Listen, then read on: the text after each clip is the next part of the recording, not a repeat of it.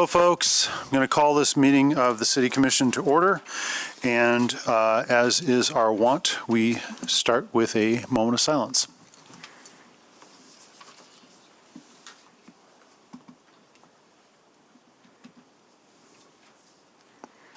If you could all join us for the Pledge of Allegiance.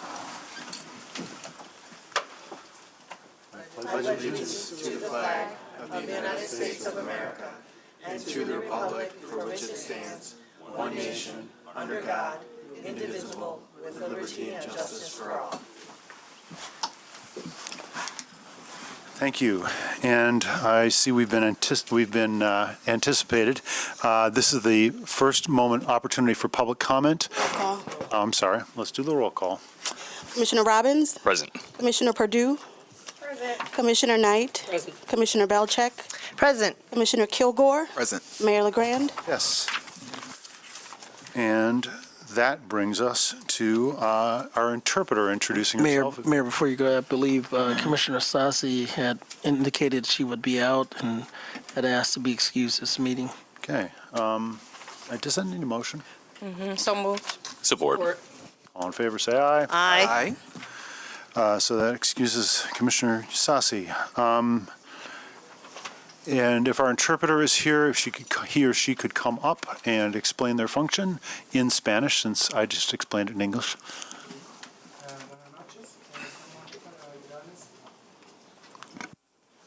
Estamos aquí para ayudarles para hacer su comentario público. Si se quiere dar un comentario a la comisión o al alcalde, estamos aquí. Estoy atrás en la sala. Thank you. And now is a moment for a first opportunity for public comment, and this is for items that are on the agenda. So those of you who are here to speak generally about other issues, there will be an opportunity at the end. But if you're going to speak now, please direct yourself to an item on the agenda and make sure that there's a robust connection between your comments and an actual agenda item. Mayor, and for clarification, these are items that are on the agenda that's not a public hearing that's scheduled, correct? Fair enough.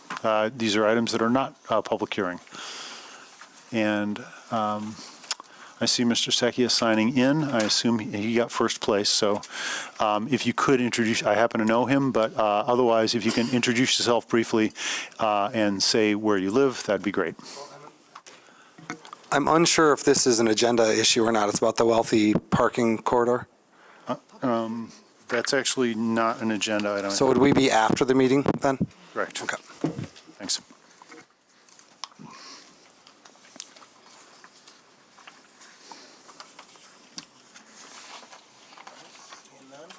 No, I'm seeing 5. They're just signing in. Oh, none of you are here for current public comment. You're signing in for the later option? Okay, great. Mr. Scott.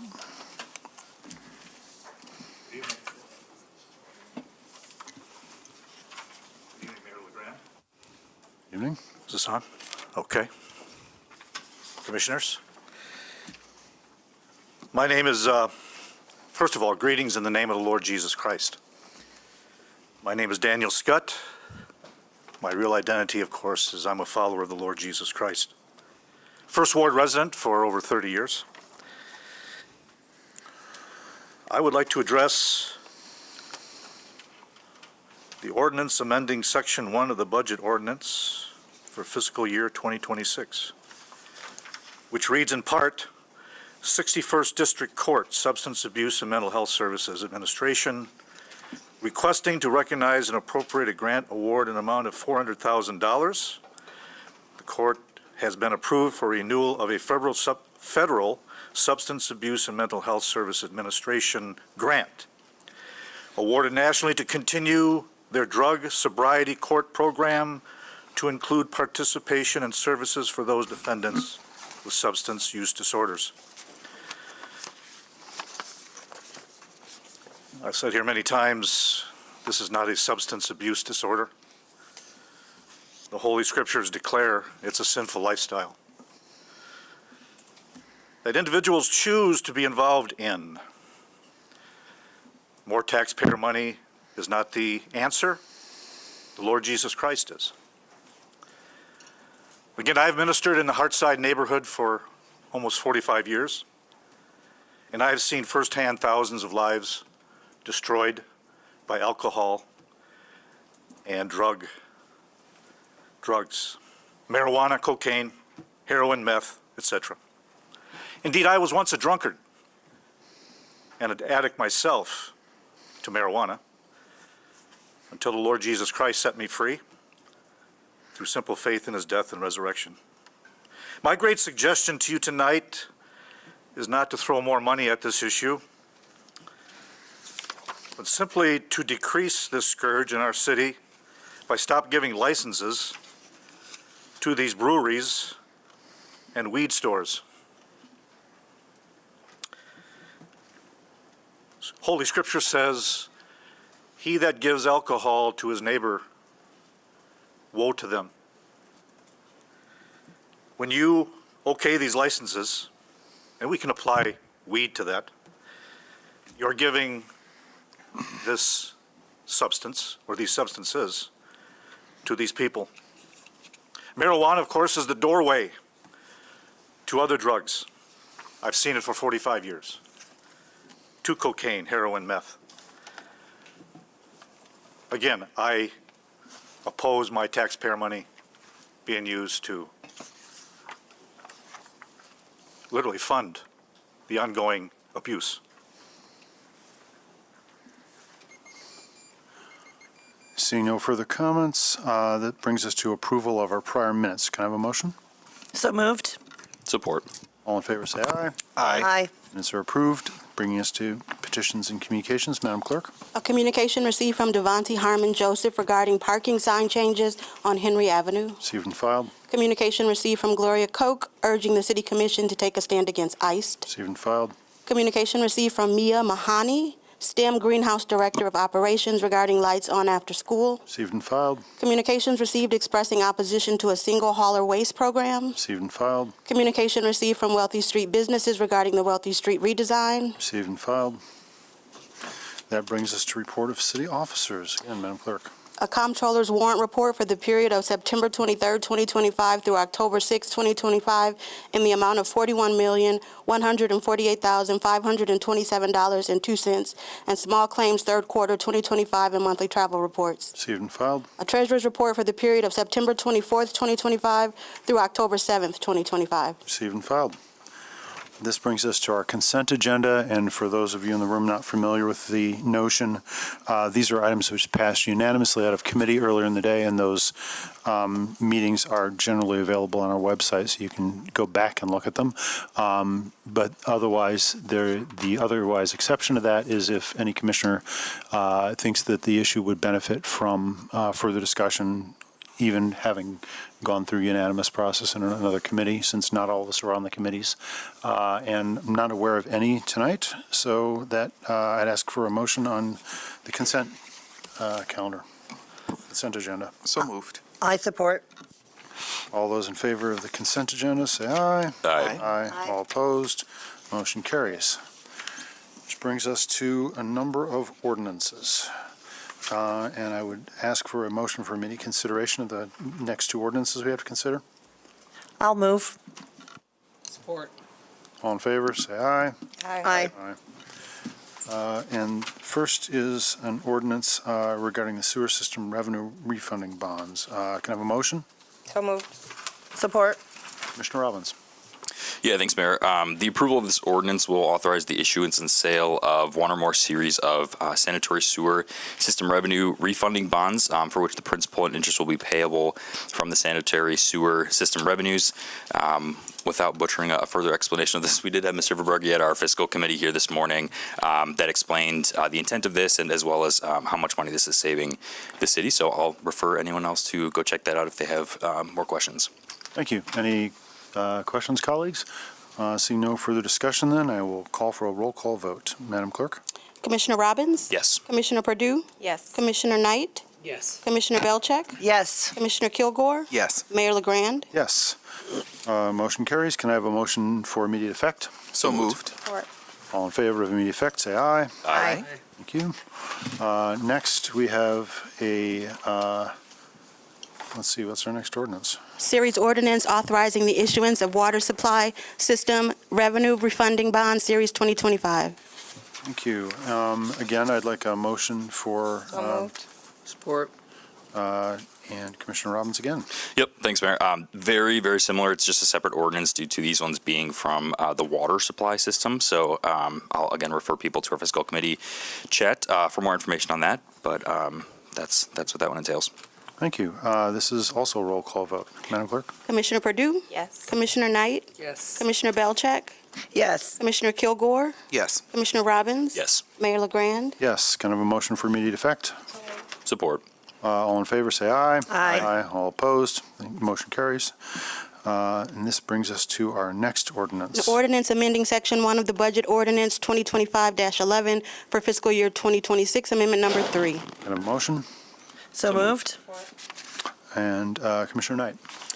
Thank you, Mayor. This has a number of items on here, 6 different items. First is 61st District Court, Substance Abuse and Mental Health Services, requesting to recognize and appropriate a grant award in the amount of $400,000.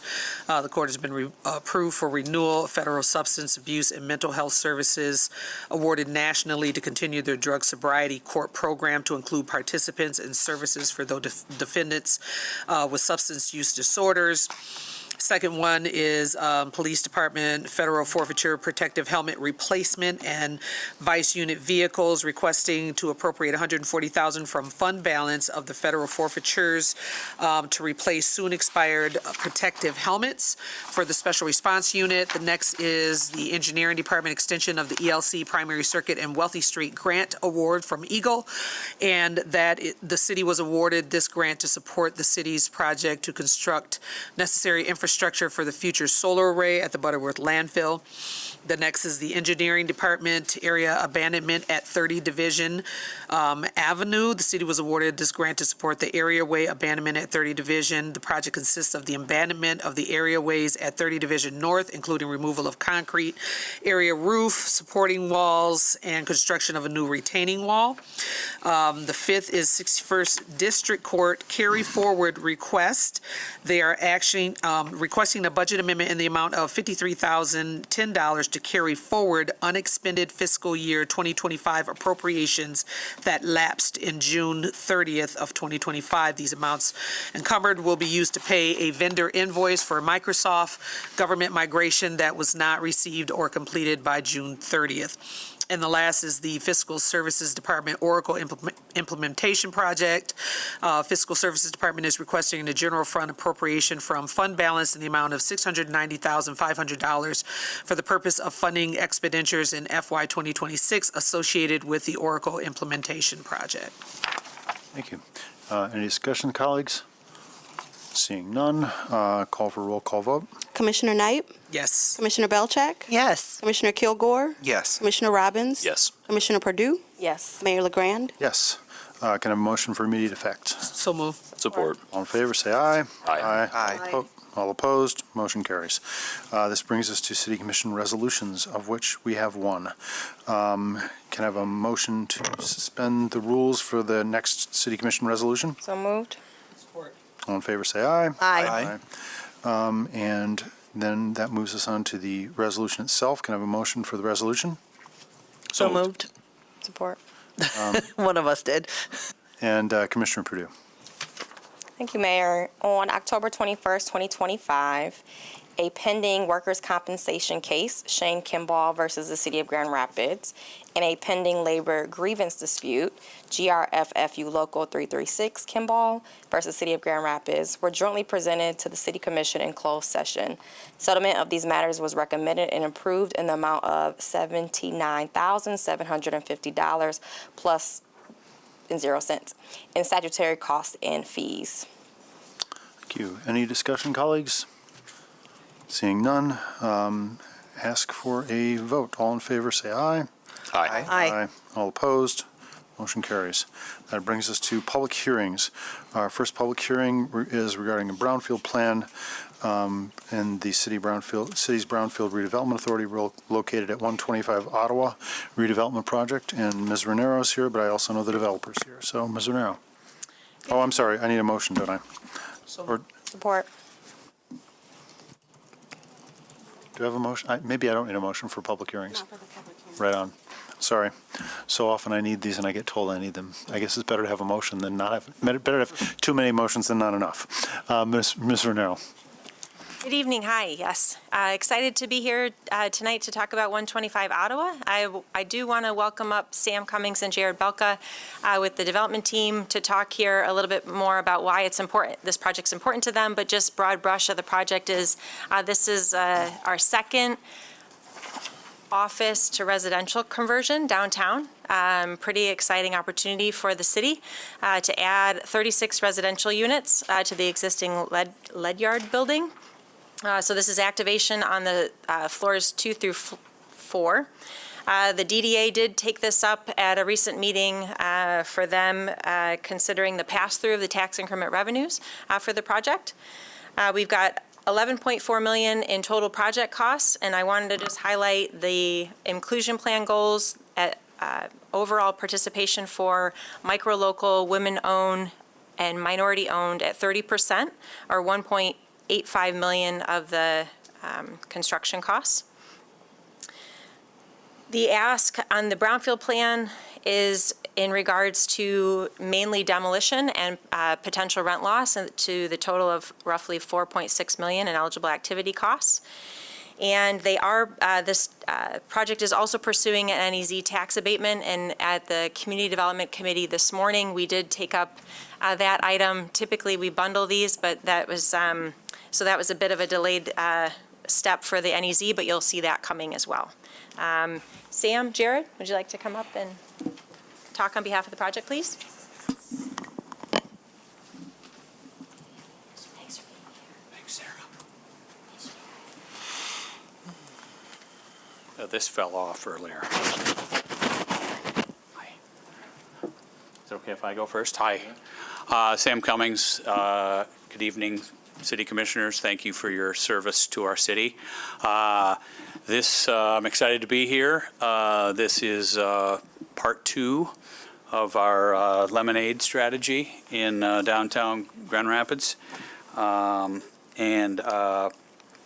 It's as we know, post-pandemic and the office needs throughout the country, and specifically in urban areas, have changed. This project is our second example of adapting and attempting to transform what we have the most of, and in some may say oversupply of, into what is most in demand regionally, and in this case, bringing, converting office space into housing and affordable housing in downtown. And I look at this work as kind of, we've restored a lot of buildings in this city over the past 30 plus years, actually more than 45. And this is kind of a culmination of my career we're still learning. We're learning by doing in these projects in many cases, because we don't have the luxury of time. But we are very enthusiastic of this, because not only does it reduce the supply of housing or of office in our core downtown, it brings much needed residences to our core downtown, affordable apartments, and in the process improves the demographics. So we like to refer to it as 1 + 1 = 4. Because it does those things, and thereby it improves the demographics of the area, and then improves demand for office, and does allow for housing for the folks that also run a lot of the things that make our downtown work. So we're particularly excited about this. This is a fantastic old building. It is, the Ledyard building is actually 2 separate tax parcels. 125 Ottawa, which is the subject of this, and then 118 Monroe Center, which is actually facing Monroe Center. And what we, when we did initially begin to experience what I refer to as occupancy trauma in this building post-pandemic, we have been very deliberate about renewing leases and moving those office functions to the south side, trying to stabilize that revenue while we play chicken with our banks and provide for the ability to convert the north side into housing, building a collectively a mixed-use building that is stronger by its diverse components.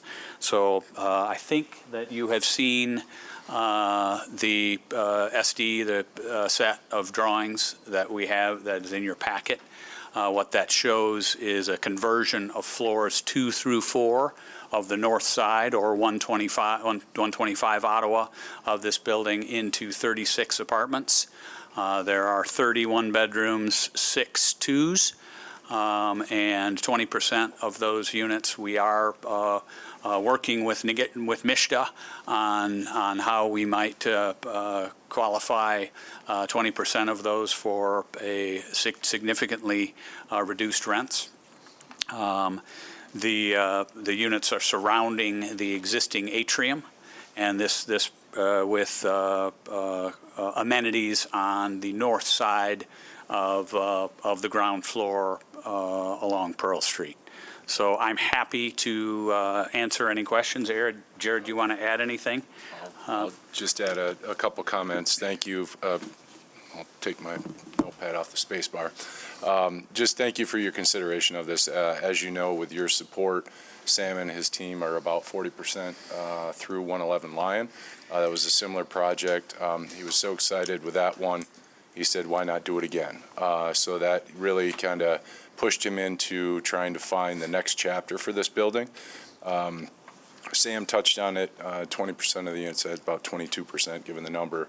They're targeting for 60% AMI, and the balance of them would be 120% or below. We are seeking some additional support through MISHDA. Obviously, these projects are expensive. They're hard to make pencil, but it's tools like this that turn the knob. So thanks to Sarah and Mackenzie helping us get to this point. Happy to answer any questions, but very, very much appreciate your consideration of this request. Thank you, Jared. Just one more thing. Thank you, Sarah, and I want to thank the city for walking alongside us with this so far. We've been through a lot of these over the past 30-plus years. I do want to emphasize how difficult these are. They are difficult financially. They're difficult financially structurally, and they're extremely difficult just in architecturally and converting office space, especially in a 150-plus-year-old building, and putting in the necessary MEP which is mechanical and electrical and plumbing, to convert office to apartments. Where office, you have one central unit, and with apartments, in this case, you are converting that to 36. It's extremely challenging. I had dark brown hair a few years ago. But nonetheless, happy to answer any questions. So just so we're clear, Sam, you do not get City Hall next. I want to make that very clear on the record. It's too wide. Thanks. This is really exciting. One thing that's I think that's worth pointing out for the public. This is sort of a bookmark of the 111 project because that's market rate, correct? Mostly.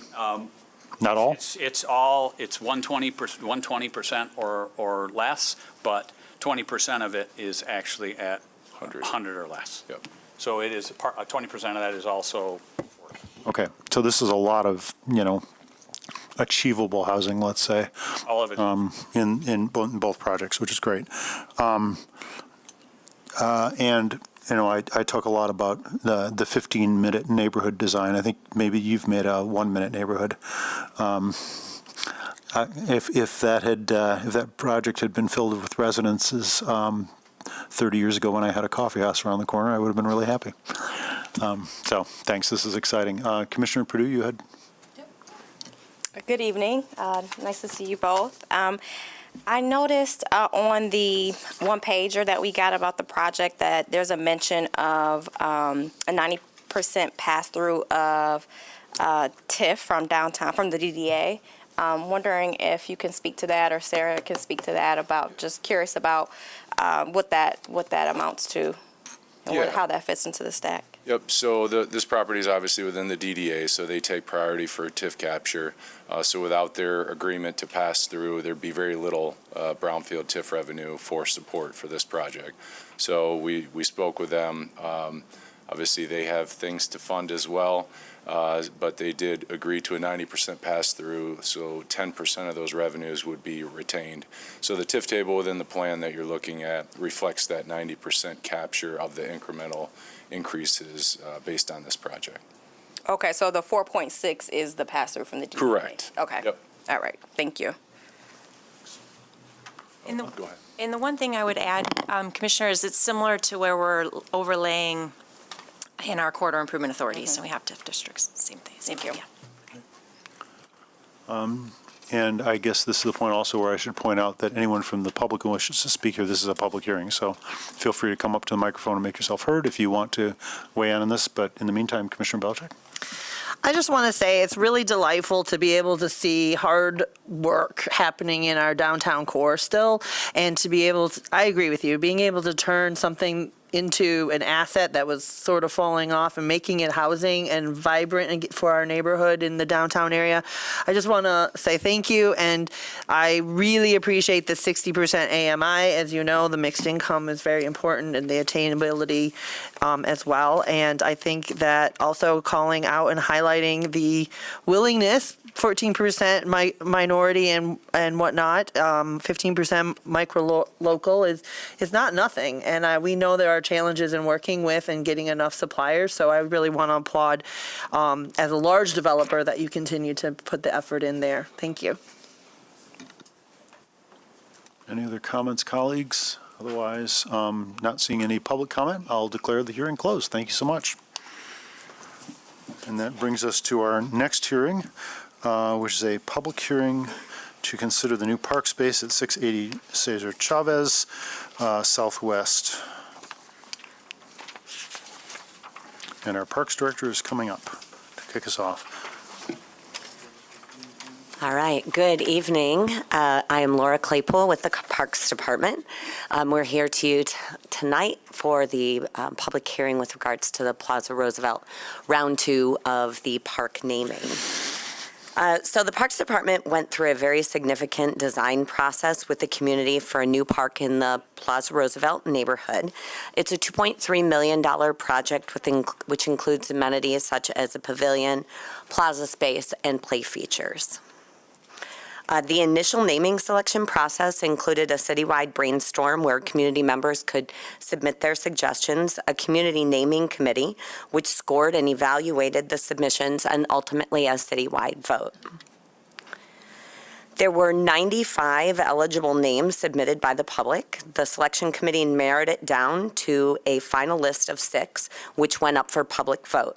The top 2 names were within 3 votes of each other: Navarro Plaza, which received 54, and Unity Park, which received 51. Following the public hearing, Commission asked the park staff to do a second round of engagement and voting. The department re-engaged the naming committee, and they decided to advance the top 2 names for a second round of voting. Engagement took place during July and August and included postcard mailings to more than 1,500 residents, email communications, a large banner at the site, multiple social media posts, inclusion in the Association Neighborhood e-newsletter, and tabling at multiple events. The second round of voting closed on September 8th. There were 415 eligible votes.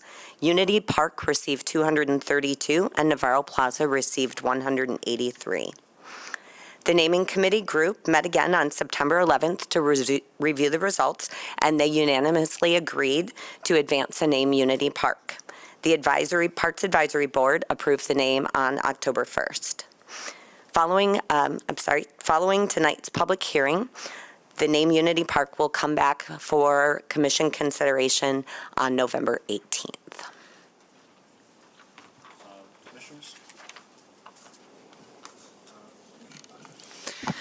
I just want to say thank you to everyone who participated in the engagement process, and I thank you to the Parks Department for listening to the commission as we discussed, making sure that we have good, solid engagement. And I think that it's really important, since this is very exciting to have a new park in our neighborhood, and it's the first one since 2011, am I right? Or is it 2009? It's a long time, and so I appreciate the extra effort that was put into this. Thank you, Ms. Claiborne. I just wanted to say I appreciate the work that you all put back into this process, because I know when it came up before, a lot of us had a number of concerns. There are a lot of community members that voiced a lot of concern about how the process went and making sure that all voices were included in this. So I really appreciate you all taking the time to go back and making sure that the steps were appropriate and that people were reached out to, and that you did the due diligence in trying to make sure that the community was connected when this decision was made. So, thank you. Thanks. Any members of the public wishing to be heard on this? Seeing none, I will consider the hearing closed and refer this to the Community Development Committee. That brings us to the things that people were signing in for earlier, which is public comments on items that aren't on the agenda or that are on the agenda. So open source public comment. So anyone who wants to make public comment, feel free to make your way up to the microphone. And we have Mr. Jones first. How y'all doing? I'm D. Jones, passionate entrepreneur. I call myself Chair Jones because I'm the chair of the Stockton Community Hub. As you guys know, I was just on ABC 13 2 Thursdays ago speaking about the Stockton Community Hub for 13 minutes.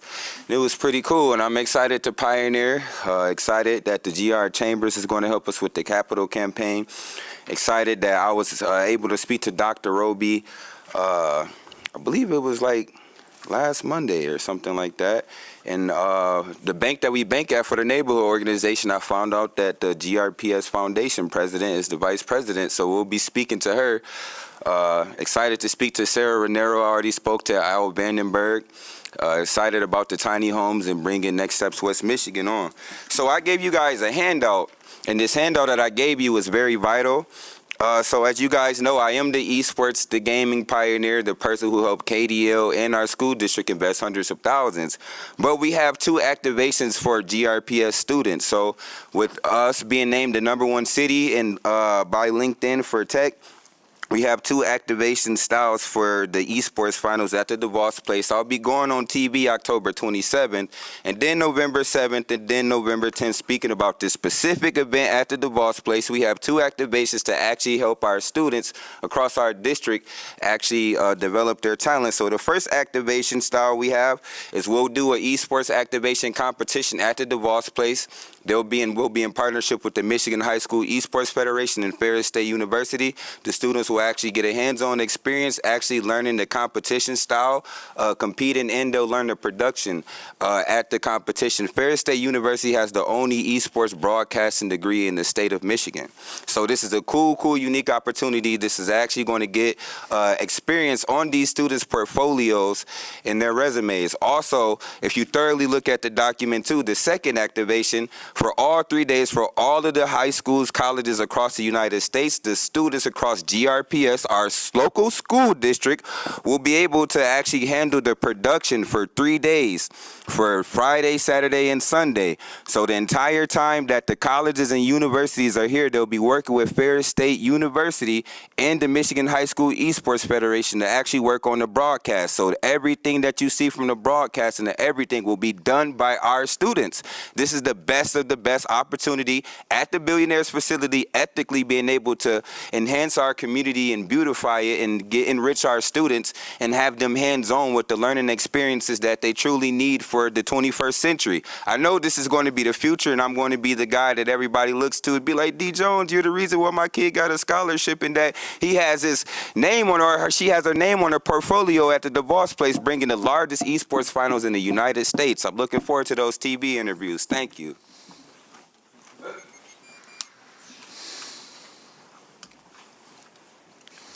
Anyone else wishing to comment?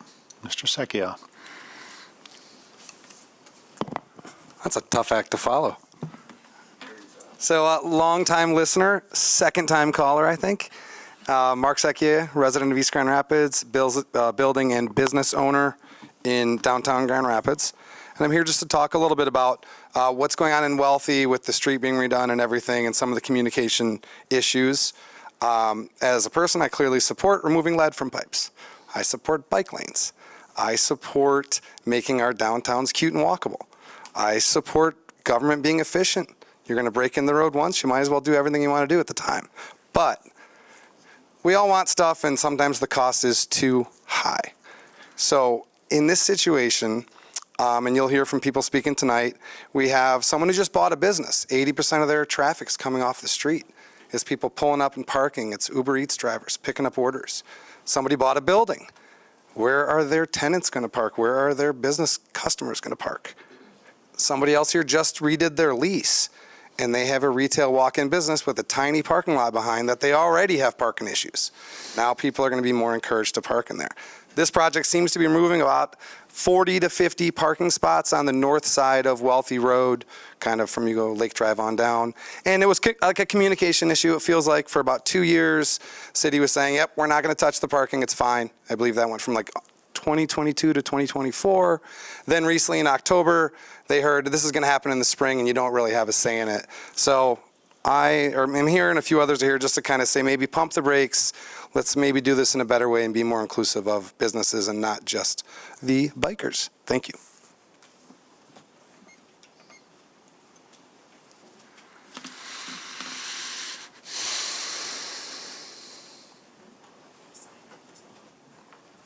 Hi, I'm Lisa Rappaport, one of the new co-owners at Yesterdog, and I know you've received a copy of the letter on behalf of the concerned businesses on Wealthy Street, but I just wanted to read it aloud so that everyone out here has a chance to hear it. So this was to the Wealthy Street Road Design and Construction Team from concerned businesses on Wealthy Street regarding the proposed loss of parking and the bike lane, October 14th, 2025. We, the undersigned businesses on Wealthy Street, are writing to share our deep concerns about the proposed removal of parking on the north side of our business corridor. We recognize and support the many benefits of bike lanes. From enhanced air quality to improved traffic safety, bike lanes offer a host of advantages to our community. We're grateful Grand Rapids is home to a robust network of bike lanes, including those on nearby Lake Drive. However, removing the already limited street parking available in Easttown would have disastrous effects on all businesses in this corridor, no matter which side of the street we are on. These include increased frustration for customers who already find it difficult to find parking in Easttown, loss of those customers, which means lower sales in an environment where many small businesses are already struggling, and in some cases, closing.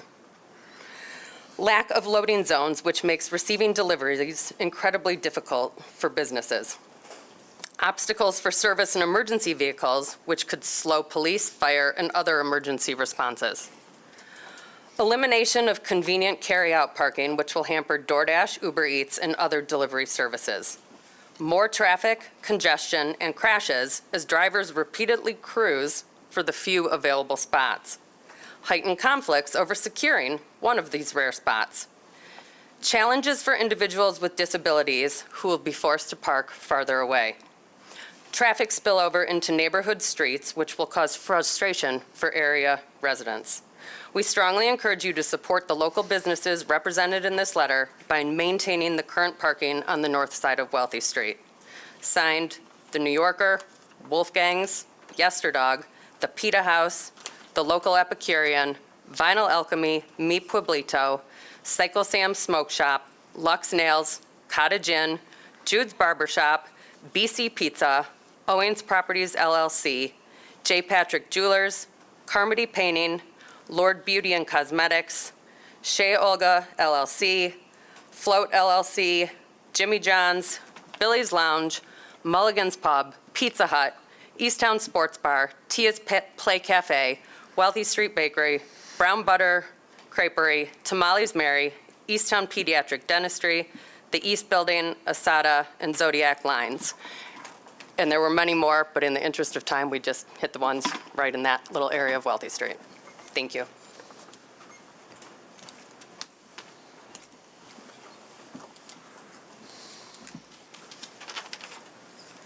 Mayor LeGrand, Commissioners, I'm Rachel Wingo, the Board President for the Easttown Community Association, and I want to thank you for the opportunity to speak to you tonight and for your continued work on behalf of our city.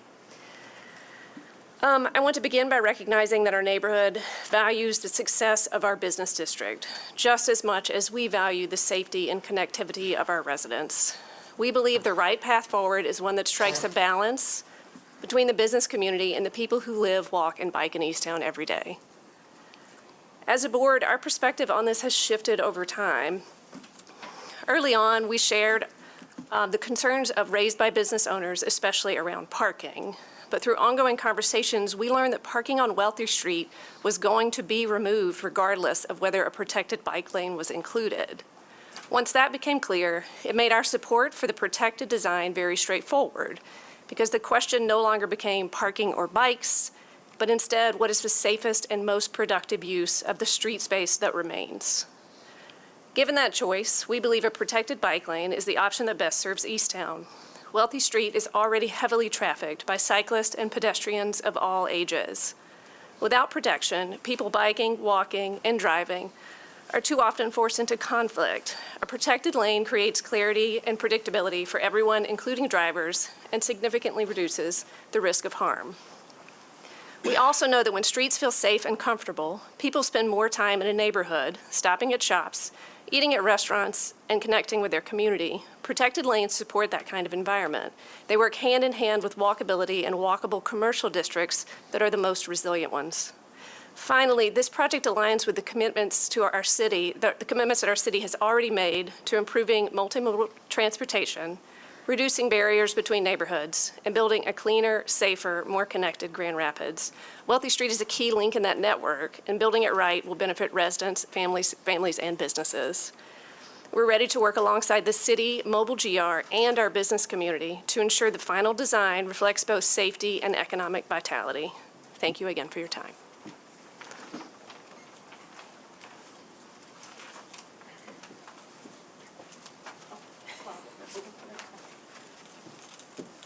Hello. Thank you for letting me speak tonight. I'm Shauna Baukamp, and I am the owner and partner and the facility manager of the East Building in Easttown. Our family has been there for over 50 years. Parking is not something new. We've been fighting for it that whole time, and there's stories going back many years about the parking. I was just one signature on the petition that Lisa from Yesterdog talked about, but I represent over 40 businesses in my building alone, including the Rabidoos, who have Mulligans and Billy's, High Tea, and Wolfgang's, to name a few, all of whom are blindsided by the city planning information. And they are all coming to me now, shocked and upset from the lack of notification. They didn't know anything about this, and they're upset that their input was not taken into consideration on the huge project changes and how it will negatively affect the parking. I'm also a board member on the Easttown Business Association, and I can say that the removal of parking on the entire north side of Wealthy was not communicated, and we are not notified of the changes to the plan that apparently took place last October. It was added without any business or board consent. The city is saying this project needs to get going by spring to receive the lead pipe replacement grant, and there's no time to rework the plan, but there is time. The plan was rewrote last October to take away the parking, and it can just go back to the original plan.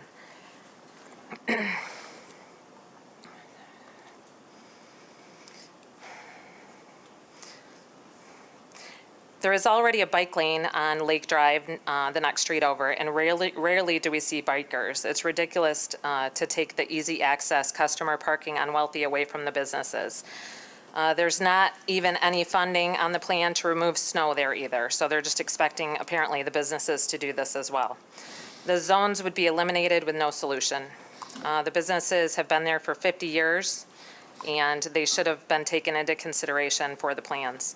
This project also includes a lighting assessment to be charged to property owners, which is another petition that's happening right now. Thousands of dollars that are going to be charged to the businesses. $8,000 for us, $14,000 for Yesterdog, $91,000 for CVS, $38,000 for New Yorker, all who have signed it, et cetera, et cetera. Apparently, lighting is not essential, yet the city is paying for bike lanes. This is interesting. So what is really essential here, I think, is what the question is. Keeping the businesses open or making a few bikers happy? As a landlord, I've witnessed all of local businesses in Easttown struggle over the past few years. This is not helping. This project will shut down Easttown and make it a ghost town. That would be a lot safer for bikers if that's the plan. Please support the businesses. And I'd like to point out what Lisa Knight also said. It was great for the parks, how the community was connected when the decision was made. I think that's the way it should work. Thank you.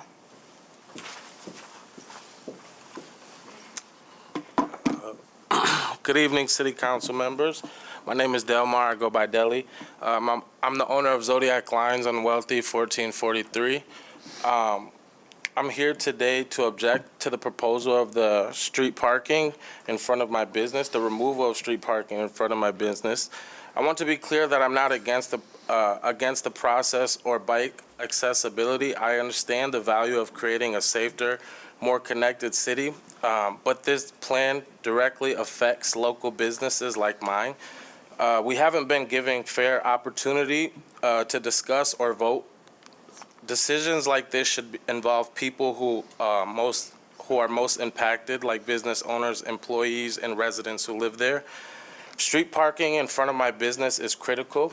Many of my customers depend on it to be able to park close, and losing that access will make it harder for them to visit. It will hurt foot traffic, revenue, and ultimately the small business community that gives this area character.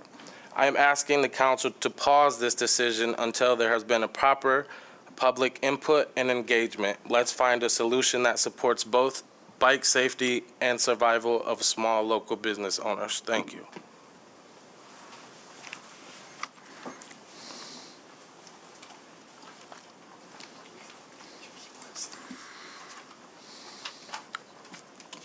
Hello, my name is Mark Owings, and I own the building at 1432 Wealthy. And today I'd like to speak as a property owner, a business owner, a pedestrian, and an experienced road biker to visualize idea versus reality. Idea, create bike lanes in a business zone. As a biker in a business zone, I'm less concerned about riding in the road alongside of cars and more concerned about obstacles jumping out in front of me. Cars darting out from intersections and driveways, pedestrians, baby strollers, dogs on leashes. Adding bike lanes in a business zone could create a false sense of security for the biker, which will put everyone at risk. We're living in a world of e-bikes going 20+ miles an hour, and serious bike pedestrian accidents are happening everywhere in urban areas. Idea, biking in winter. In Michigan, you can eliminate about 6 months of enjoyable biking time. Business owners will happily shovel and salt the pedestrian walkway, but we won't clear an unused bike lane. Cars and pedestrians need priority in the north in a business zone. Idea, eliminate over 50% of the street parking on Wealthy. Reality, for business owners and their patrons, this is a complete disaster. We rely on parking to function, street parking to function, and most cities are fighting to find more spaces, and GR is eliminating it. Why? If a delivery truck doesn't have a loading zone to temporarily stop, they will block traffic. It's unrealistic to expect anything different. Cars now have no choice but to move around stop vehicles into oncoming traffic or get totally log jammed. Idea, interrupt business activity with a long construction project. Obviously, we're all concerned about that, so this plan, in my opinion, needs to move fast or businesses on Wealthy will fail. Idea, keep it simple and keep all street parking and loading zones. Reality, we desperately need street parking and loading zones. Let me be clear on this. It is not just Yesterdog that is speaking up against this plan. It's a large majority of business owners on Wealthy that strongly oppose it. When I asked the director of Mobile GR who approved this plan, her response was the stakeholders. When I asked who are the stakeholders, she said, it's not the time to have this conversation. The next meeting is about construction. In my opinion, business owners on Wealthy have the most at stake, and we have the most to lose. We need a Wealthy Street to function properly with cars and pedestrians having first priority. Bikes that make up less than 1% of the traffic for half of the year should not take first priority in a business zone. Simplify the plan to save time and money, keep all the parking and loading zones, protect the pedestrians, keep the businesses on Wealthy Street alive. Thank you for your time.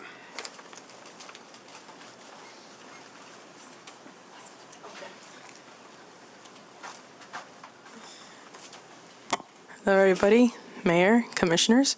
My name is Stephanie Alvaro, and I used to live in the 2nd Ward, so Commissioner Knight, I've emailed you before. Now I've moved into the 3rd Ward, still within the Easttown neighborhood. I don't have anything prepared. I'm not feeling well emotionally. However, I still showed up because this topic is very important to me regarding bike lanes. And I am in support of having the bike lane project on Wealthy. And to kind of explain why that is, a little bit about myself. I moved into Grand Rapids, Michigan about a year ago from Los Angeles, California. Everyone asks why. And I have to say, well, I really fell in love with the fact that Easttown is a very walkable, bikeable neighborhood. I wanted to go away from the land of the freeways and cars and parking and you would say, oh, there must be a lot of parking in Los Angeles because there's a lot of cars. Increasing parking does not help. It just doesn't. Look what's going on over there. And so I have to say that I walk everywhere. A lot of businesses know me as a frequent customer. I also encourage friends to come visit me, park in the neighborhood. Let's walk on over. I have family here today who we have gone all around Easttown, walking around, investing in those neighborhoods, businesses. So, and also I just want to point out that there's been discussion of lack of public engagement, but I was well aware of this project back in October, and I attended those public engagement meetings. So I'm not sure what happened with those businesses not getting the memo, but it happened. So, yeah, I highly encourage the bike lane project. I will be using it, and appreciate your guys' time. Thank you.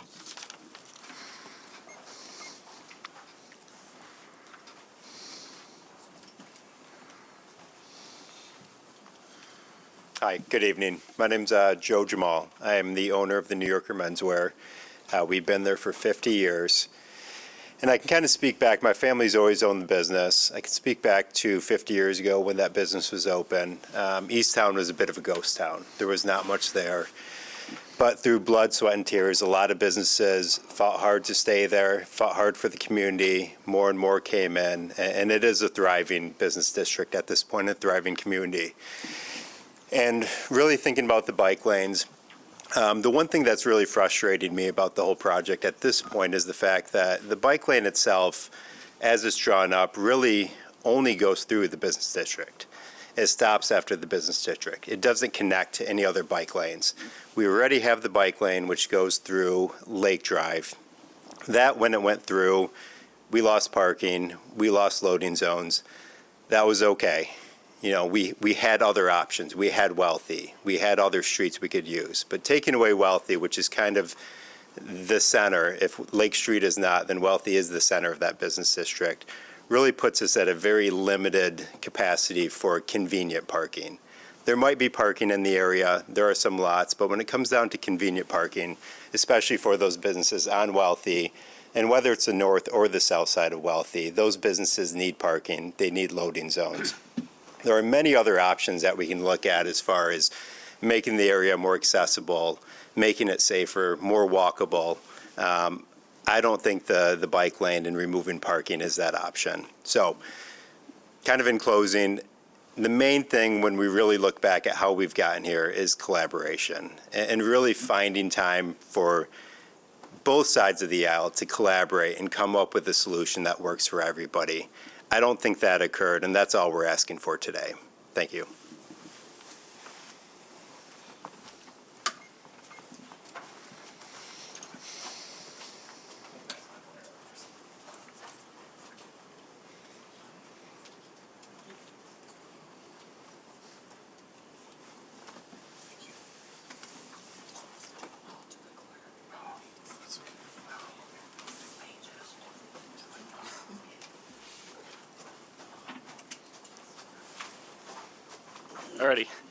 I'm Andrew, Strong Towns Grand Rapids Director of Outreach. I'm actually going to talk about other cities. So when we talk about biking in the winter, Grand Rapids isn't to the point where we're biking in the winter yet, but it's a process. As someone who does bike literally all year round, and whether I biked from my office in Ada to here tonight in my rain suit. But when we're looking at other cities, you can look at Norway. As a country, Oslo, Norway is one of the biking capitals of the world. They get like 10 times as much snow as we do here, and they maintain their bike lanes. We can start looking at Minneapolis here, closer to the U.S. Now, Minneapolis has been growing their bike lane network a ton. And what we're seeing is that when you grow a good bike network that's maintained all winter long, people do actually bike. If you build it, they will come. If you look to the north of us, America's hat, Canada, you're seeing that some of those cities are starting to building out those bike networks. So Montreal, Canada, who is one of the bigger biking cities within Canada, they have a pretty good bike network where people do bike year-round. Here, a little bit more into the warm weather, we can look at San Francisco. San Francisco, California, has the largest bike share network in the entire, bike mode share within the entire U.S. More people in San Francisco choose the bike as their daily form of transportation. And as someone who was just in San Francisco, I can tell you it's not a fun place to bike. But they're building a ton of bike lanes. And what we still see is a lot of the business owners still oppose those bike lanes, even though most of their people are not driving. They still prefer parking over bike lanes. And then we can look at New York City. Now, New York City has taken the tact to stop asking about, do we want bike lanes? And they just started building them. Because they know that the owners, the business owners, and the building owners will oppose it. Because parking. But they also know that a lot of their people a lot of the residents are actually not driving, they're biking. Now, I'm not gonna lie, Grand Rapids is not to that point yet. But I think we need to start building the solid infrastructure to actually get there. If you build it, they will come. It's a long history of movies that have that in there. And frankly, here in Grand Rapids, we've lived in the land of mediocrity and we've done a bike gutter here. Where are the bikers? Well, I'm the only crazy one riding in the bike gutter. And there's still bike gutters here in Grand Rapids that I won't touch. You won't find me biking in the bike gutter on Burton Street, even though I live right off of Burton Street. So building this protected infrastructure is a step in the right direction and moves us from being mediocre to start building a semblance of being the excellence that we want to be. Thank you.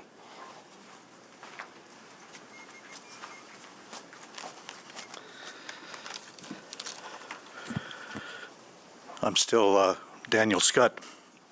I do not rejoice in anyone's death, but I do rejoice when lives are saved from death. It was just over 2 years ago on the night of August 23rd that the Almighty Lord God proclaimed, "It is enough." Because it was on the night of August 23rd, 2023, that the Lord took the life of Thomas Gordon, the butcher of 320 East Fulton. Estimates are that he personally murdered and butchered between 50 and 60,000 precious babies at that location. Sorry to interrupt. Ripping them just make apart. sure. Oh, one moment, Pastor. Limb by limb. Pastor. Right up to after birth. Marshall. Pastor. There's someone just Stop blocking the thinking door. about this. Can you make sure you don't block the door for the fire? Thank you. 60,000 precious babies murdered in cold blood less than 2 miles from where we sit and stand right now. But the night of August 23rd, 2023, the Lord said enough. That was the night that he sent a tornado and high winds through northern Kent County, where Mr. Gordon lived. And as the news and Mrs. Gordon, his widow, later reported, in the midst of this storm, Mr. Gordon was experiencing a heart attack. His wife called for an EMT, but they could not make it because of the storm. Then she called for the helicopter, EMT helicopter. They said, "We cannot come to your house. It's too dangerous for the helicopter." So he died. In the words of his wife, quote, "He died a violent death." could not help but think of the Holy Scripture that said, if you sow peace, you reap peace. If you sow violence, you reap violence. These precious babies died violent deaths, ripped apart limb by limb in their mother's womb and even outside of their womb. But now this very same violence, this bloodshed, this genocide is taking place at 425 East Cherry, still within 2 miles from where I stand and where you sit.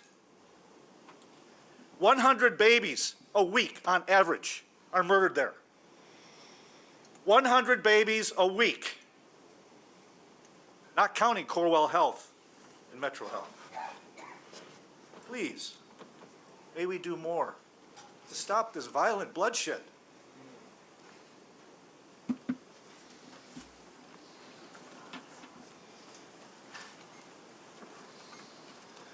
Good evening. I am Brent Langley. My wife owns High Tea Grand Rapids, which we opened just a couple of years ago, right at 1522 Wealthy Street. We have a lot of older folks that come in to have afternoon tea at our location, and they come from all over the state and actually from across the country. So clearly they are not going to be biking to get to our location. We all regularly field calls and emails asking about parking because they can see that there is very limited parking. A lot of people need easy access to be able to get to our store. We have done everything to keep things very accessible. My wife is in a wheelchair, and so even for her, finding parking is a challenge. There are very few parking spaces set aside for anyone that is handicapped or elderly. And so if we lose the 50 parking spaces or thereabouts on the north side, we're going to have even more people vying for the parking spaces on the south side of Wealthy Street and the surrounding areas. And so we would like to make sure that we do not lose more parking spaces unless, of course, the city is able to find more space in other areas very close to the businesses so that we can maintain our business and ensure that those people that have challenges walking are able to get to the businesses easily. Thank you very much.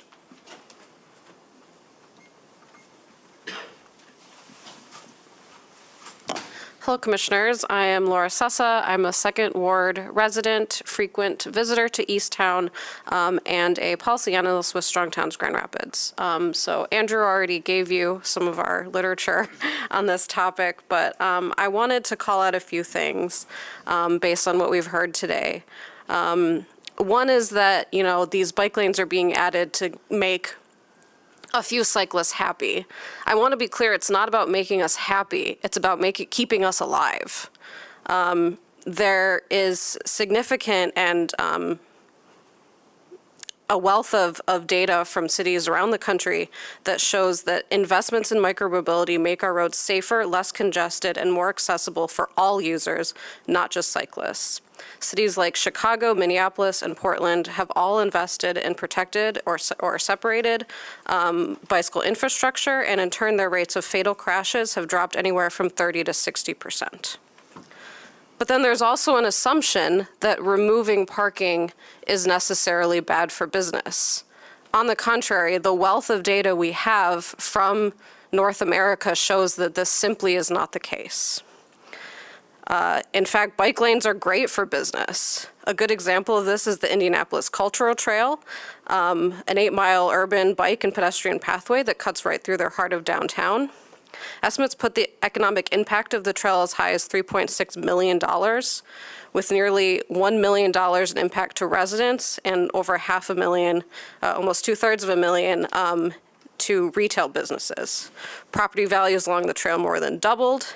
Over half of businesses reported seeing more customers, 48% report increased revenues, and business owners created jobs. And it's not just Indianapolis. In Salt Lake City, 30% of on-street parking was removed along 9 blocks of a major commercial street to install protected bike lanes and pedestrian improvements. In the first 6 months after this project opened, retail sales at local businesses were up nearly 9%. Minneapolis installed bike lanes on a major corridor by reducing the width of travel lanes and removing on-street parking. Retail employment increased 13% on this district, and food sales more than doubled. Cyclists love spending money at local businesses. In Toronto, a study found that visitors of businesses using active transportation, half of these people spend more than $100 per month at local businesses, where only about a third of visitors who drive will spend that much and visit over 10 times per month. So it's tempting to look at changes and sort of think that we have to do things the way that we've been doing it. But I would argue that we have more to lose by not investing in this type of infrastructure. Thank you.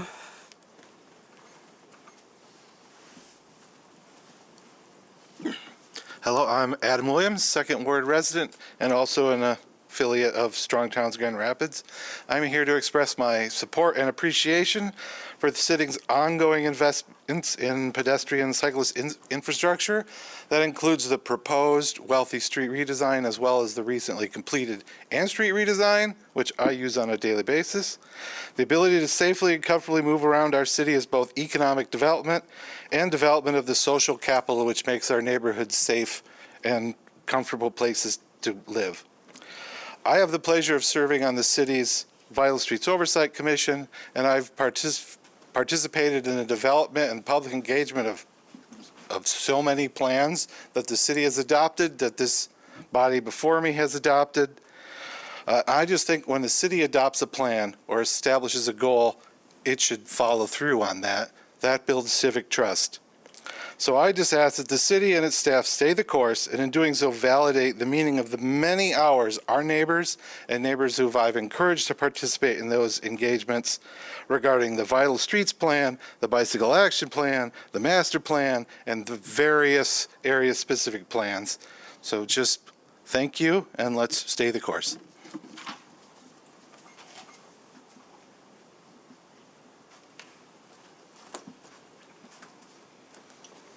Hello, my name is Paul Haryu. I'm an Easttown resident. I'm here to voice my support for the separated bike lanes planned for Wealthy Street.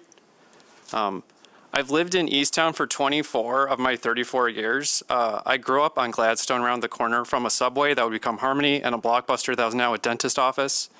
As a kid, I loved to walk everywhere, but I never rode my bike. Lake and Wealthy were both busy streets without bike lanes. And even when there was a bike lane, it was just a thin line of paint between me and a car. I just didn't feel safe. One inattentive driver would have put me in the hospital or worse. As an adult, I was so excited to attend those master plan meetings, implore the city to add more bike lanes, narrow roads, and create a city for everyone, not just cars. The Wealthy construction plan reflects those values that I and thousands of other community members asked for while attending those meetings. I have been hearing a lot of opposition to this plan. Everyone bikes on the sidewalks anyway. No one uses bike lanes on Lake Drive. Removing 12 parking spaces will kill businesses. What's the point in a state with winter? What seems to be repeatedly ignored is the ample, poorly advertised off-street parking in the Ethel and CVS lots, and all the parking in the neighborhoods. If you build it, they will come. Ducks need water. Butterflies need flowers. If people feel safe riding their bikes, they'll ride their bikes. They'll hang out in the neighborhood, and they will spend more time at businesses and spend more money and hopefully increase revenue. There's room for both of us. Thank you.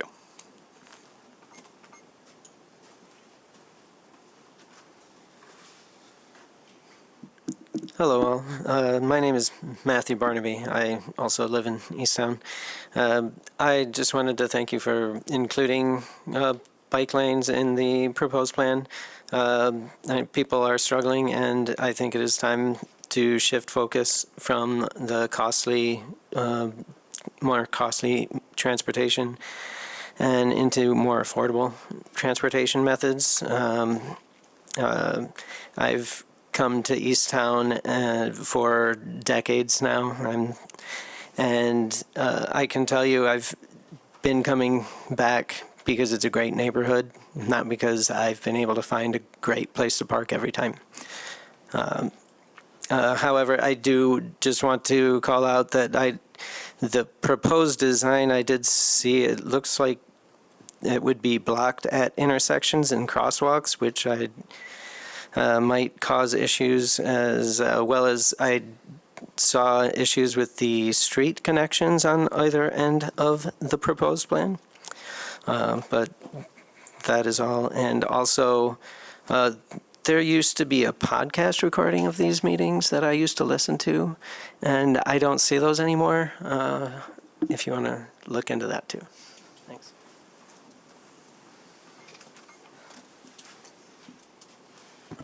Hi, my name is Sarah Wetman, and I have the unique position of being both a resident on Wealthy and a business owner in Easttown.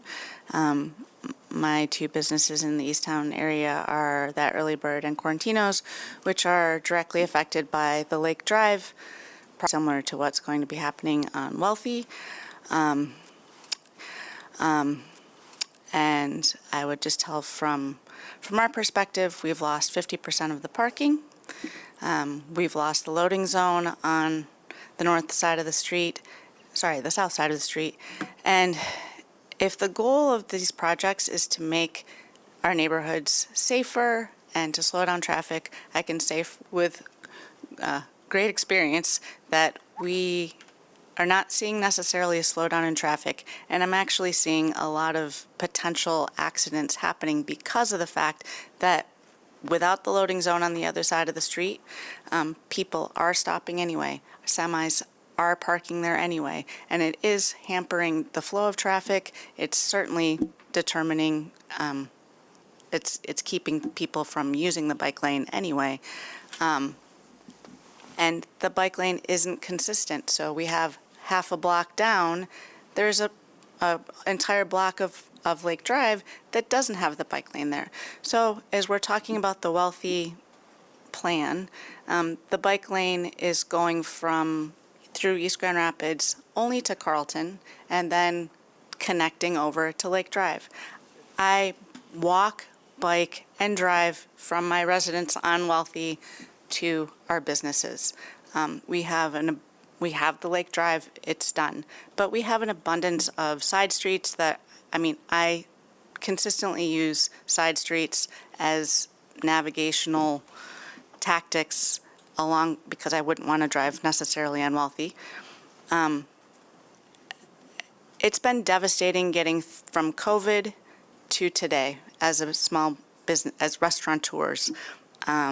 It's been a struggle. The construction of the Lake Drive project was a huge detriment to our survival. All of the Wealthy District restaurants, I would say 50 to 75%, like our restaurants, are dependent on third-party delivery pickup, DoorDash, people picking up.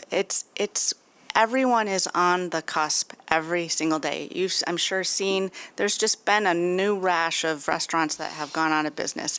It is excruciating. And taking away something as necessary as a loading zone for us to be able to exist, plus the customer base, it's just absolutely debilitating. And the goal, pardon? Your 3 minutes is up. Oh, I'm sorry. I just wanted, okay. I just want to say, and as a resident, if I'm thrilled that we're finally going to be getting lead abatement. My child is graduating from high school this year, so I've been waiting for it all this time.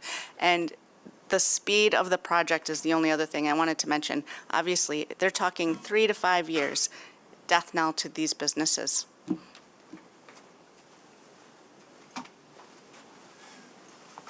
Hey y'all, my name is Steven Martinez.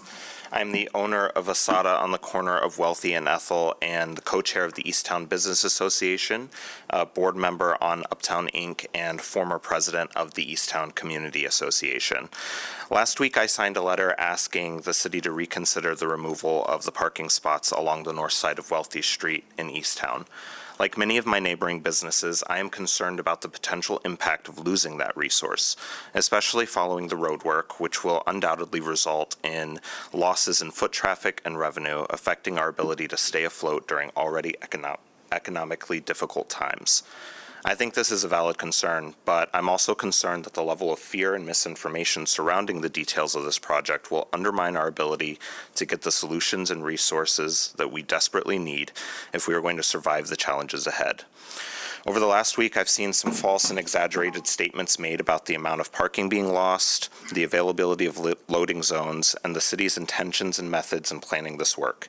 It's important to acknowledge that this is happening, but I'm not here to call out any individuals for acting in bad faith or to make assumptions about anyone's intentions. I live above my shop, so I'm also an Easttown neighbor. I'm grateful to have spoken to many who will be impacted by these changes. Some folks seem excited about the proposed changes, some are worried, and many are somewhere in the middle. Among all of those perspectives, the thing that I've seen the most is a lack of clarity. Folks are confused about the timeline, where the plans for the bike lanes came from, and the city's motivations are, and what is going to be done to support the beloved businesses in the neighborhood. I'll be the first to admit that there's more I could have done to stay informed about the shape these plans were taking, but I also think that a lot more could have been done to keep our business district informed and involved in this process. As a restaurant owner as well, I can tell you that things are tough out here.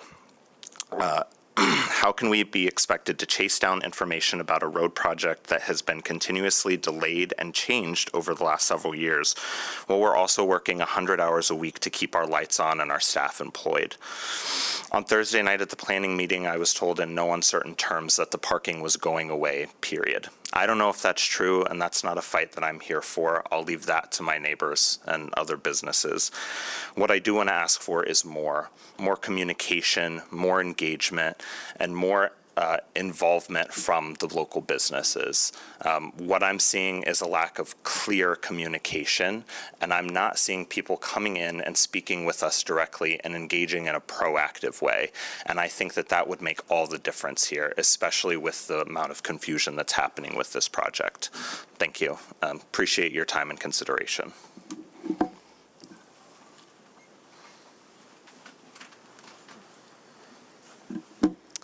Good evening, neighbors, commissioners, mayor. My name is Ben Gritter, and I'm a board member on the Easttown Community Association, but maybe more importantly for this conversation, I'm also a resident who lives, parks, and bikes on Wealthy Street. I think too much of the bad urban design in our country and in our neighborhoods comes from decades of prioritizing business interests and car-centric transportation above the broader needs of the community. And I would urge the city to not make the same mistakes. Of course, business interests are important, but they are one voice among many and should be treated as such. I would also like to point out that many important voices are not represented tonight, namely the thousands of people who could be riding safely through our neighborhood and also patronize the local businesses we all love for years to come. Thank you.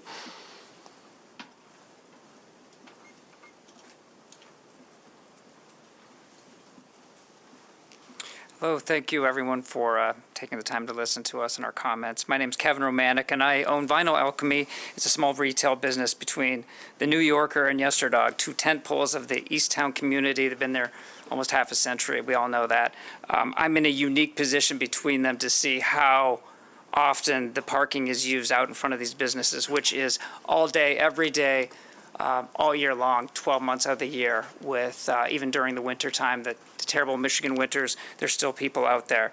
They're out there because it's convenient, because we have businesses that they want to patronize, and folks that have mobility issues can still partake in coming to our businesses. And I have personally seen all day long folks, well, that I can estimate to be well in their 80s, they're still parking out in front of Yesterdog and making the few short steps, walk into Yesterdog to enjoy a memory they've probably been doing for 50 years with their kids. because that dignity has not been taken away from them, because they can still park there and have easy access. So it is a critical space for our customers. I was alarmed to hear of the repurposing of the parking spaces to bike lanes after seeing how important they were. When determining the best use of the space, I think it would be reasonable to say that the solution that provides the most value to the most people would be the best use of the space. And a good measure of that value would simply be how many people are using that space as parking versus how many people would use it as a bike lane. If there's 50-ish spaces identified as impacted and they turn over only once a day, that's 100 people using those spaces a day, very conservatively. And that's tens of thousands of people using that annually. Would anybody here really expect or think tens of thousands of people are going to use the bike lane unwealthy? So again, is that the best use of space? I guess is what I would ask. And then also we're removing something that's critical and providing value to the community, and was generating money for the state, for the city through parking fees, now to be replaced with an expense of maintenance. At the meeting last week for Wealthy Planning, they didn't have an answer as to who would maintain. Let's assume it gets sorted. That's still going to be a cost that's going to be incurred. So again, about value. Biking is great. It's a great recreational activity. I love my bike. I have great memories on my bike. It's a recreational activity that seems to be getting priority over people's livelihoods. That's a concern. I would ask that when the city reflects on these comments tonight, that just consider what they would say to a resident walking 2-3 times the distance in January when they see 6 inches of snow that is undisturbed on an unused bike lane. Thank you for your time, and please keep Easttown easy to do business in. Hello, I'm Matthew Scott. I've been here before. I'm the son of my father, and we have been given permission because of previous threats not to say our address. I've lived in Grand Rapids all my life, and I am here to share with you great news that would make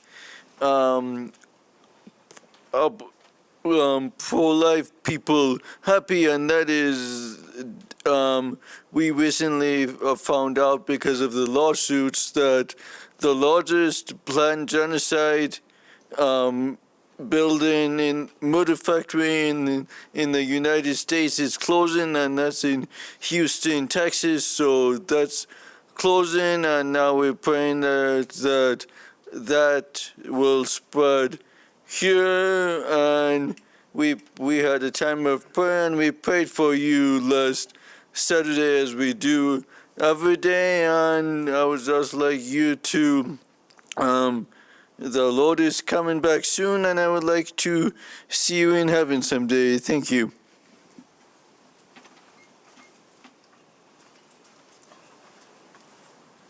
Good evening. I'm Pat Connor, new owner of Yesterdog. Thank you for allowing me to speak tonight.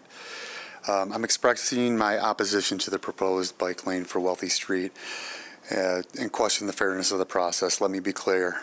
We recognize and support many benefits of bike lanes, but removing all the spots on the north side of Wealthy Street where the parking is already at a premium will have a devastating effects on small businesses like ours.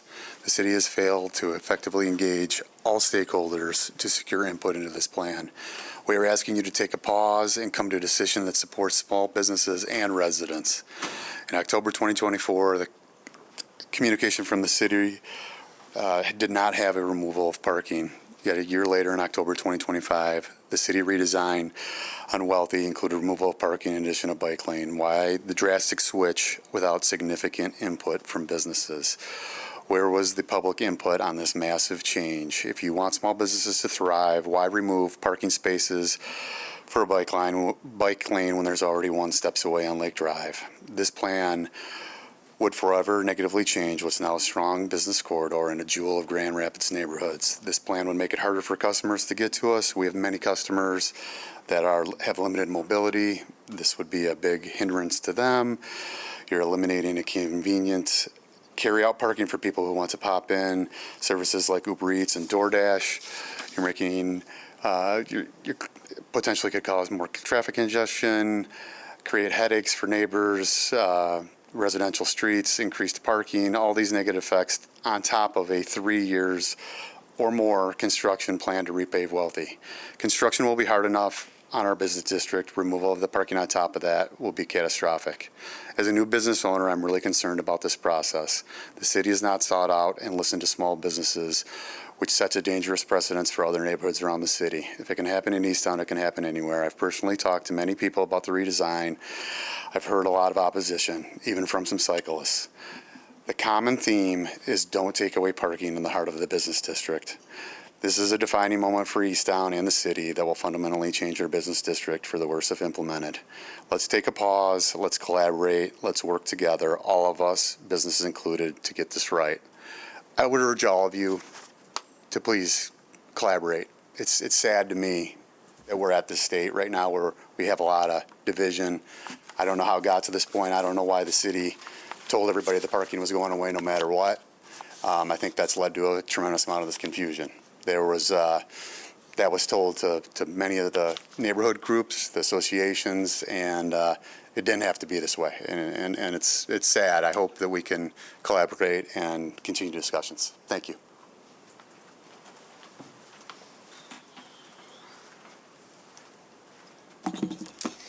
Hi there, my name is AJ. I formerly resided in Easttown. I live in the 2nd Ward now on the other side of Fulton. I work in Easttown and as a parcel delivery worker, so walking and driving in a very blind vehicle is kind of my whole gig.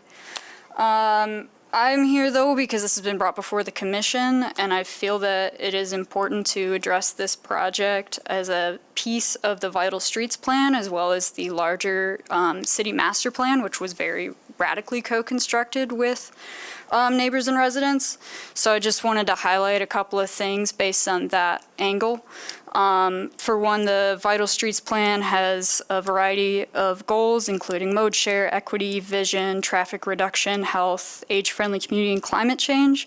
And there's a fairly lofty goal of shifting the current 95% distribution of single household car transit down to 40%, with ranging distributions between 5 and 20% for all other modes of transit, including foot traffic, bike traffic, public transit. We are a one-car household. I drive about 10% of the time. All of those other things are very important to me. But while I'm at work, I'm trying to drive and walk safely, and it's very difficult, especially on Wealthy Street. So when we're examining this project, the questions being brought at hand, a lot has been said about parking. That is a question to be considered. But I think when we're bringing it to the commission, we need to consider how are the choices made regarding the accommodations, adjustments, and considerations in this plan going to carry over and how the city implements its master plan and its Vital Streets Plan in future projects. There's a 10-year and a 20-year vision. Inevitably, we'll face pushback, short-term sacrifices for the long-term vision that the city has created together. And so I would really ask the commission to consider how are we going to address this project well with future vision equally weighted with current concerns and be able to continue a forward motion in our visionary plans where people will continue to have to face short-term sacrifice or dissatisfaction for this vision for the future. It's a really complex thing, and I don't mean to dismiss any of these current issues affecting pedestrians, drivers, business owners, bikers, etc. But to reduce this to a bike lane versus parking issue is very reductive and a bit embarrassing, I think, and not even particularly relevant to the commission when we're trying to consider what is the plan and the implementation that affects all of your constituents in our city and the decisions that the city is making on a very large scale. So I appreciate you guys looking at this from a variety of angles. Thank you.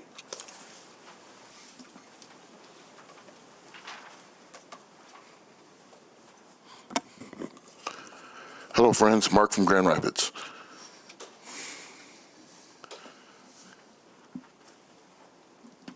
Heard about there's been a lot of hijinks going on with these rallies over the weekend. nut jobs running over protesters on the sidewalk.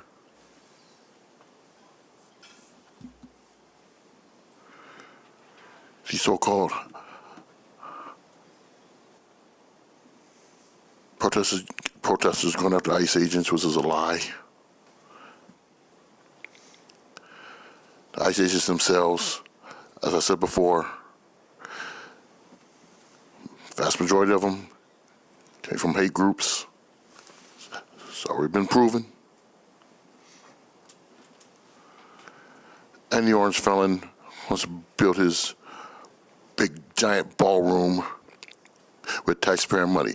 Don't fall for the grift of private donors. It's taxpayer money. People they're just trying to fool you.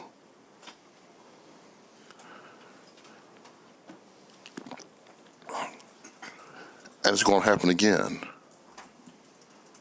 until something is done. The chaos is going to fester. That's what happens when everybody sat on the couch and not voted. Now, as for the wealthy street reconstruction,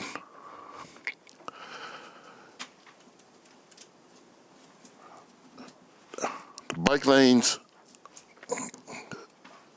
is the one-side parking. That's a problem. You don't want angry individuals freeing those establishments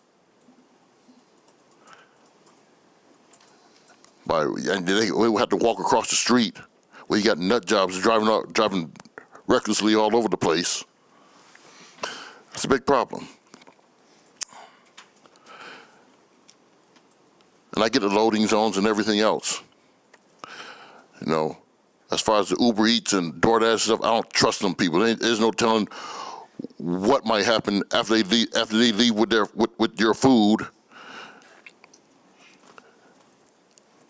Anything can happen with that. So you better think about this.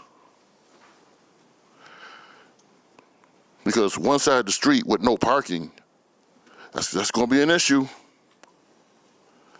I suggest you can have bike lanes away from the establishments and into the residential neighborhoods. That's what you should think about. And I hope you should do that. Thank you. Boycott Tesla.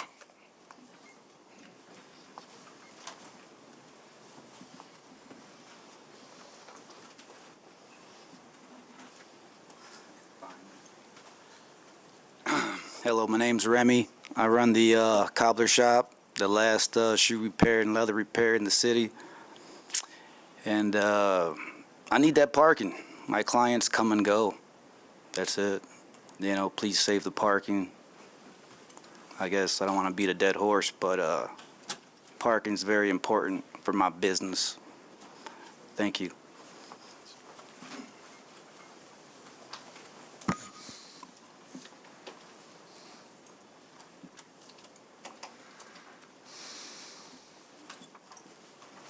Hello, I am Adam Wise. I am a Ward 1 resident, but a frequenter of Easttown. I'm a full-time bike commuter, I guess you could say. And right now, Wealthy is an awful street to bike on. I kind of avoid it like the plague. The bricks are nasty and the traffic is fast. If there were safe, protected bike lanes on Wealthy Street, I definitely would consider it much more as a route I would take, you know, when I'm going through Easttown. I would definitely check out more of the businesses there if I actually felt like I could be on that street comfortably. I mean, this is what young people want. They want to be able to walk and bike places. They don't want to have to drive everywhere. If I were a business owner, I would be clamoring to have infrastructure like this out in front of my business. Like, this is how you appeal to like young and upcoming customers. Yeah. Thank you. Thanks. Seeing no one else, we're going to move on to comments, closing comments from my colleagues. Commissioner Kilgore? All set for tonight. Who are you and what did you do with Commissioner Kilgore? Commissioner Knight. Commissioner Robbins. We're on a roll here. Commissioner Perdue. I'm going to break that roll. Good evening, everyone. Thank you for coming out. I just want to share, related to the topic of the evening, so many people came out and spoke about the Wealthy redesign. That has not been formally presented to this body. So we are not as briefed in all the particulars, but what I am noticing is a pattern that's a bit concerning. Because I went through this just last year with another business corridor, the proposal to lose parking, and the same conversation, and not just the potential outcome of lost parking, but the process and the lack of clarity. And so I have concerns about that kind of repeated pattern that we're seeing, and want to dig underneath that, because to AJ's point, we're going to keep going through this, right? We have not just around bike lanes, but so much change that we want to support in the city, whether it's density or different mobility options or something else. There's so many different experiences and perspectives. And one, I do think we need to be clear about not just what our engagement is, but how we prioritize that decision making, especially when people are split down the middle and there's such different takes on it. And I do think we can come to a collaborative solution, and where there are win-wins, but it does take a very intentional process from the very beginning. So I'm looking forward to being briefed on the full background and proposal around this project, as well as challenge us to think about what are the collaborative solutions for this scenario, for the one I referenced last summer, and for the many more decisions that we have to make around infrastructure moving forward. So thank you all for coming tonight to voice this and put it on our radar, and look forward to talking with you all more. Thank you. Commissioner Belcheck? Thank you. I'm really grateful that everyone came out tonight. I agree with Commissioner Perdue that this is something I kind of had a heads up about because I happen to know somebody, but it is something that has not been discussed to us. I also would encourage people to get on the email lists. There are too many of them, but the planning department has construction updates and outreach. There are ways to reach out to know when engagement's happening, but I continue to share the overall pattern concerns about how we're reaching out with folks. I've heard of stuff recently in Leonard Street with construction, so that is something we continue to look for, and I think maybe we can talk more about it during our retreat on the 11th of November. But as for my own final comments here tonight, I just want to say that we are doing some amazing things in Grand Rapids in a different way because, and it does take everybody. It takes businesses, it takes community, it takes the commission, it takes all sorts of folks. And I really feel grateful for the people stepping up and joining our police force right now, because we had a historic swearing in last week that I was able to attend, and it included some legacy oath of office folks, but I saw the most diverse class.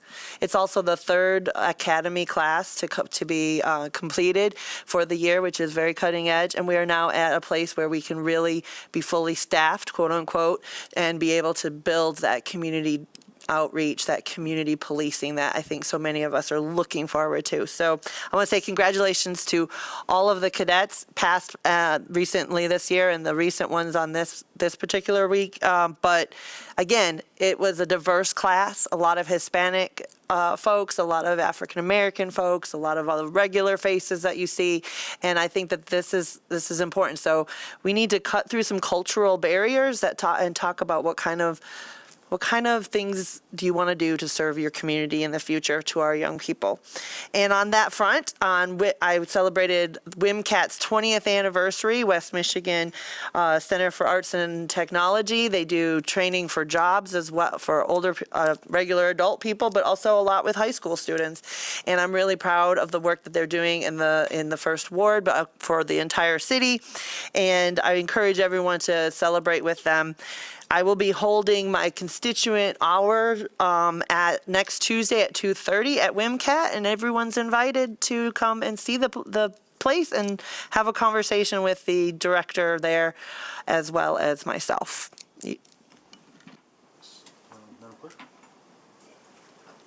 Mr. City Attorney. City Manager. Thought our city attorney was going to say something about his lived experience in that area. I'll say hello to AJ. Good to see you. Thanks for all your hard work. Thank you, Mayor and Commissioners, for your work, and to the staff for a full day of work. We had a lot of committee meetings, a lot of important topics, briefings on public safety, as Commissioner Belshak mentioned, as well as our important discussion around another element of change around technology, AI, as well as things that we are doing to help businesses. That's not lost on us. We're very intentional about that. We had a very focused discussion this morning. I sit here tonight, I too am frustrated. And it's hard to hear, and we know this is with many topics that we're always going to have people from different perspectives, and that's part of public policy making. And there are things that would come before this commission, but we don't go over every element of design of sidewalks or curbs or, in this instance, bike lanes. And so it really, to me, this conversation is going to happen over and over and over if our vision for our city is to become a bikeable community and expand. I think the last report I had was 26 more miles of protected bike lanes, and we have 5. So we have a lot more to go. And the reality is anywhere bike lane, in construction for that matter, because the conversation, even today it's bike lane, in the past it's been around infrastructure and the need to maintain streets and how that impacts businesses, and this hope when all we're doing is resurfacing a street and everything's going to be as it was before the construction. But here we're talking about redesigning parking and other things and taking away amenities that, of course, we're all concerned about the impact it would have on businesses. So I certainly want to find out more about the conversation that happened this past week and the engagement. This is not, as you said earlier, this is not the first engagement effort. This has been a long envisioned project, and we've had several engagements, and the preferences from the engagement has changed over time, and so that's a little challenging. But I think the conversation that I'm looking forward to, in addition to one with the community, is the will of this body, and what do we really want to see happen in this community, and being there's a philosophical thing that I think many people want, but then there's the practical. And whenever you have the collision of the two, you have to make some tough choices.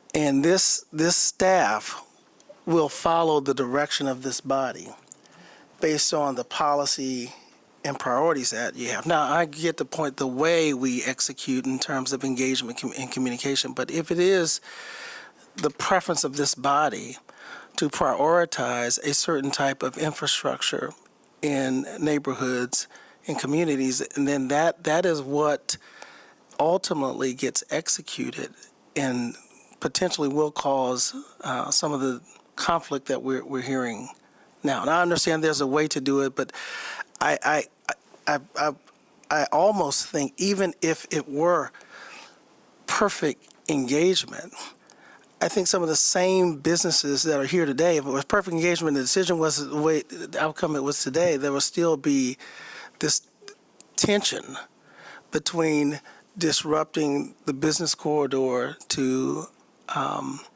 allow for bikeable lanes.